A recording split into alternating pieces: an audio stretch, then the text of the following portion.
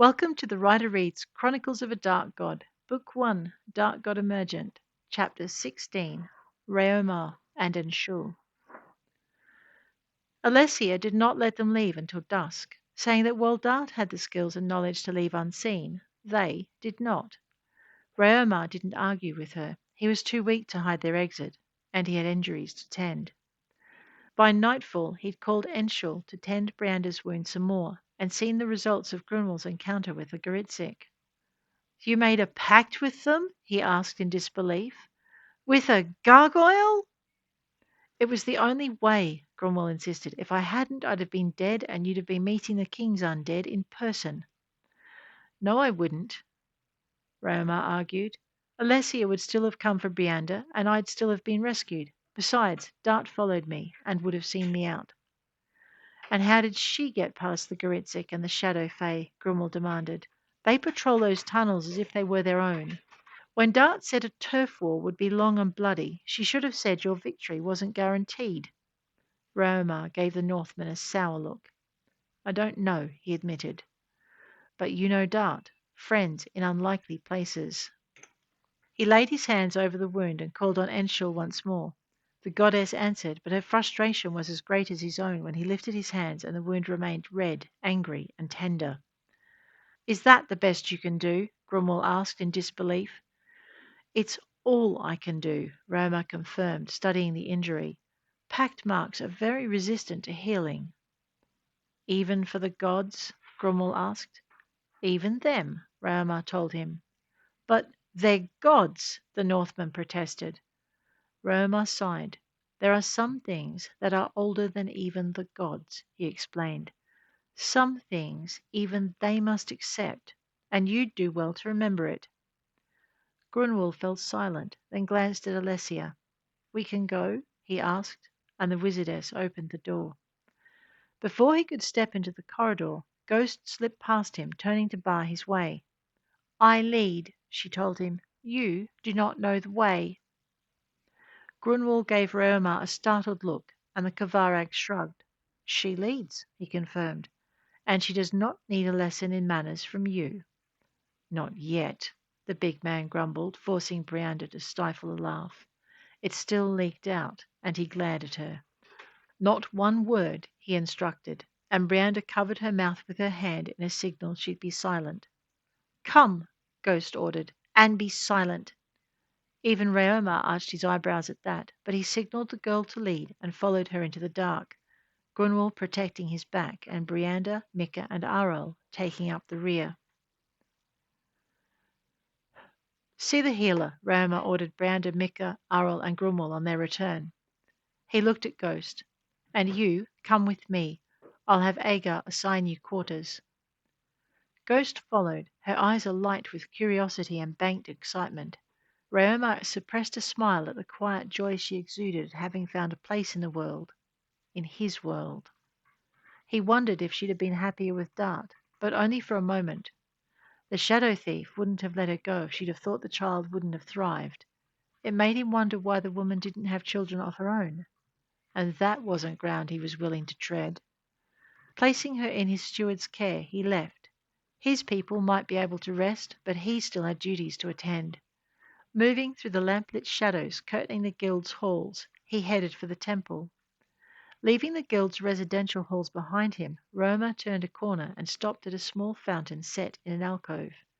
Flanked by two waist-high pedestals topped by gargoyles, the fountain's grotto was green-lit by crystals. Dipping his fingers into the fountain, Raomar turned and set his fingertips against the opposite wall.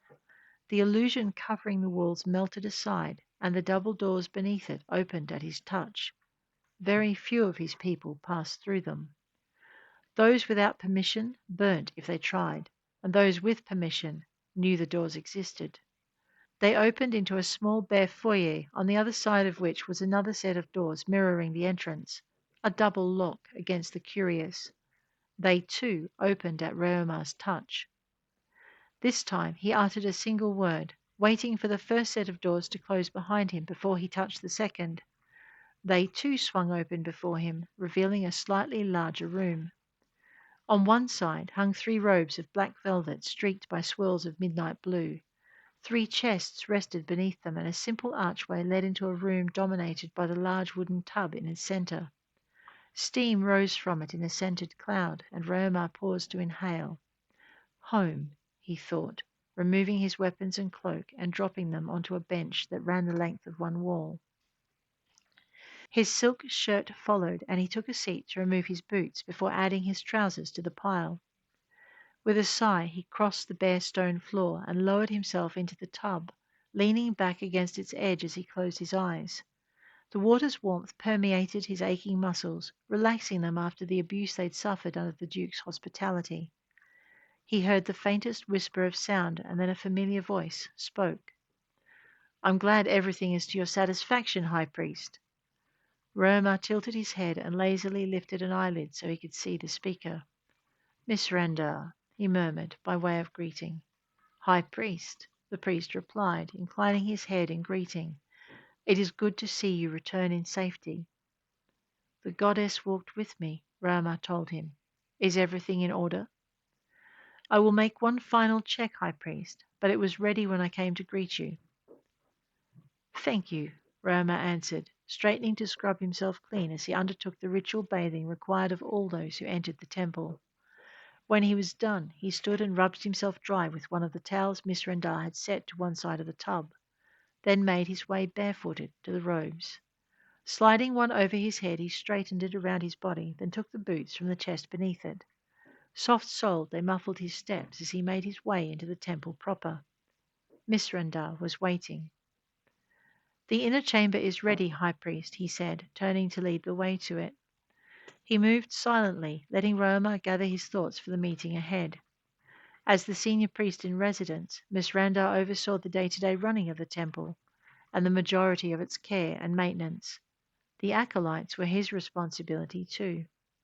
He made it his business to know his high priest needs before Raomar could voice them, making it easier for the Kavarag priest to move between his responsibilities as guildmaster and high priest. He slowed as they approached the inner chamber, standing aside so Raomar could enter ahead of him. Bowing, he said, "My lord, I will watch for you here." "Thank you, Miss Randar." Raomar returned the man's bow and pushed open the iron-bound blackwood door. The door swung easily beneath his touch, even though he knew others would have had to use all their strength. The enchantment bound to its wood and iron made it almost weightless to Enshul's faithful, and 10 times its true weight for everyone else.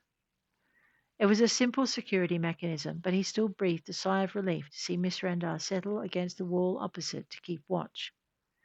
Raomar let go of the portal, letting it swing silently shut behind him.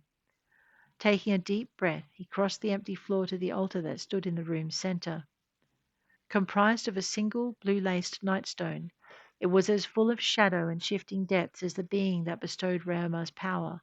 It had been a prize taken at the end of a long journey, and it had cost him dearly.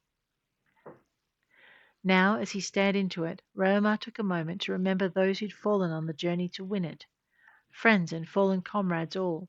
With another long breath, he set the memories aside and focused on the task before him.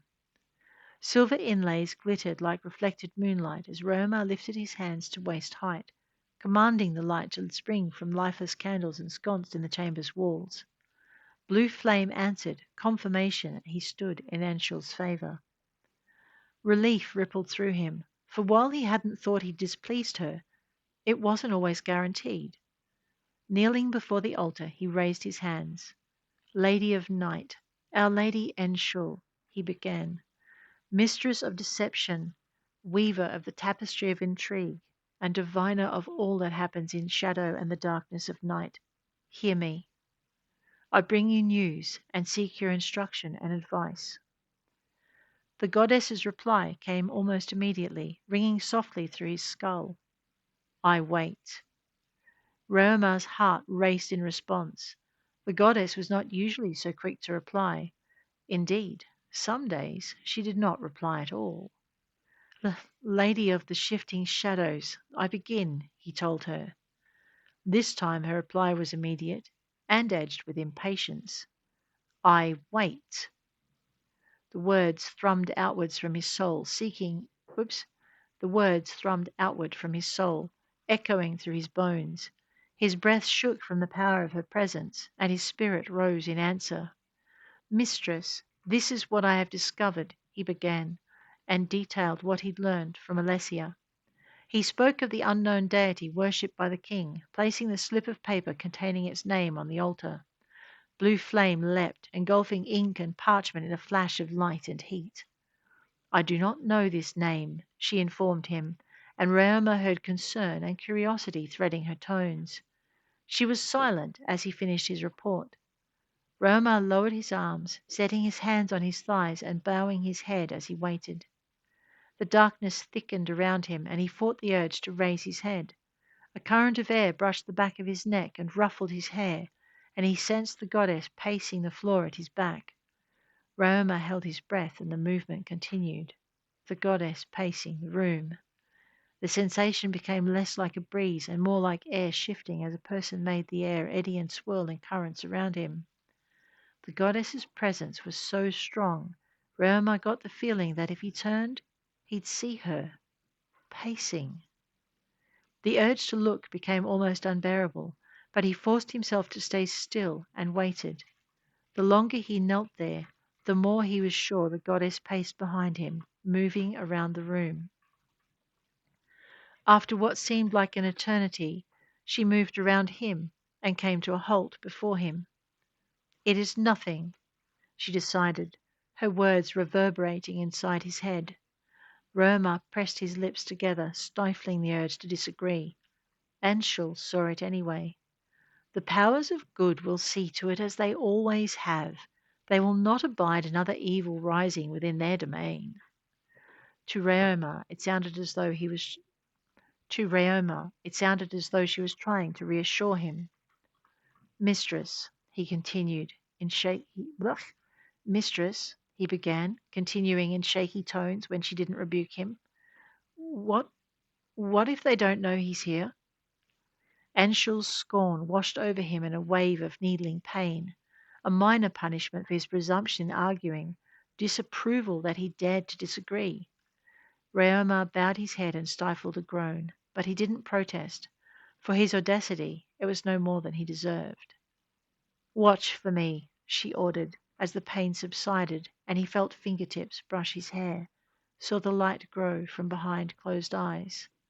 Opening them, he raised his head. The altar before him was glowing, the blue-veined nightstone pulsing with an internal light, its silver inlay shining like liquid fire. As he watched, the altar's light faded, and the nightstone once more became a molten morass of blue and black shadow, while the only fire in the inlay was that reflected from the blue-flamed candles around the chamber's walls. Slowly, Raomar got to his feet, his muscles trembling with fatigue.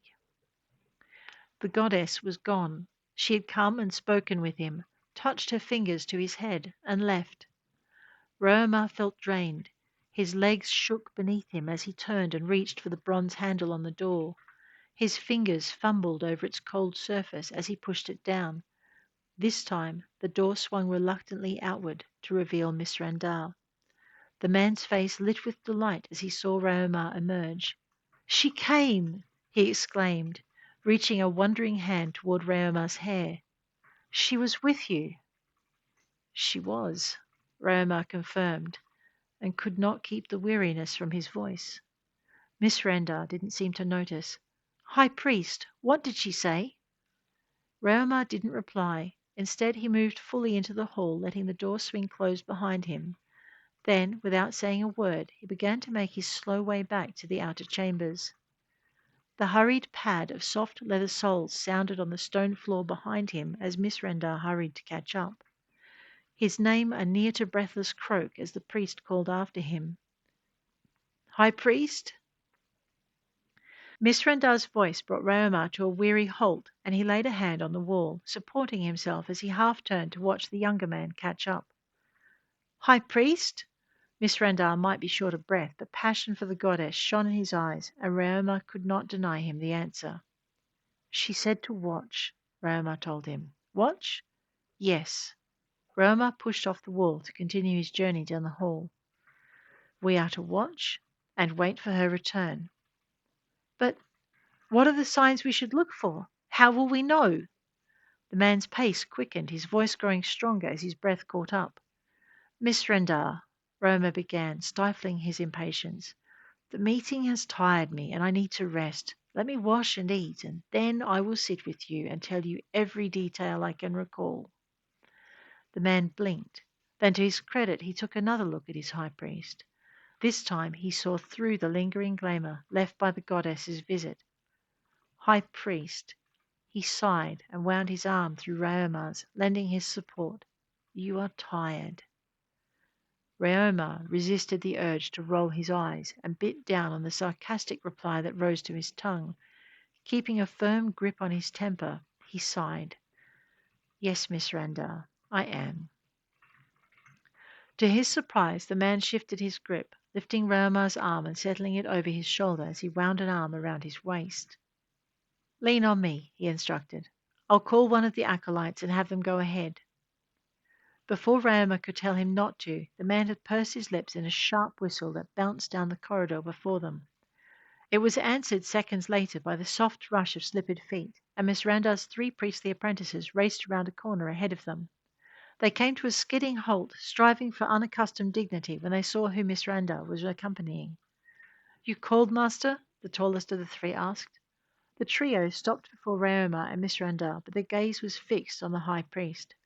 Miss Randar cleared his throat as though trying to remind them of the protocols, and the oldest of them stiffened, turning to give Raomar his full attention. High priest, he acknowledged, bowing slightly. The 2 younger acolytes were quick to follow his example, although their eyes remained wide with wary fascination. Having made his greeting, the oldest acolyte turned to Miss Randar. You called, Master? The high priest is weary from his meeting with the goddess. Fill the tub with hot water and see his clothes are ready. And tell the cook to prepare supper. We'll dine together tonight. That last was news to Raomar, but the sudden excitement that lit the boys' faces was all he needed to know what he needed to do. The surge of questions that followed only proved it. Will you tell us more about the goddess? One of the younger ones asked. What does she look like? Did she put that lock of blue in your hair? What do you have to do for her to get that? Miss Rendar quietened them. Now, boys, I'm sure the high priest will answer some of your questions when he's had time to recover. Will he? The middle boy began, only to have Miss Rendar shoo him away. Go now, he instructed, or there'll be no supper and you'll be scrubbing the corridor by yourself in the morning. Raomar stifled a smile as the boy closed his mouth with an almost audible snap, and he didn't miss the hasty glance cast in his direction. Miss Randar didn't speak until they'd turned the corner to the temple baths and the corridor was quiet again. My apologies, High Priest, but they so rarely get the opportunity. Raomar waved the apology aside. They have much to learn of the goddess, and I've been away on her business. He managed a tired smile. It will be a pleasure to speak with them on Enshul's behalf. His words brought a small spark of anticipation within, and he felt the goddess's attention. It was both a relief and a worry to know she would be in attendance as he shared what he knew of her with her youngest servants.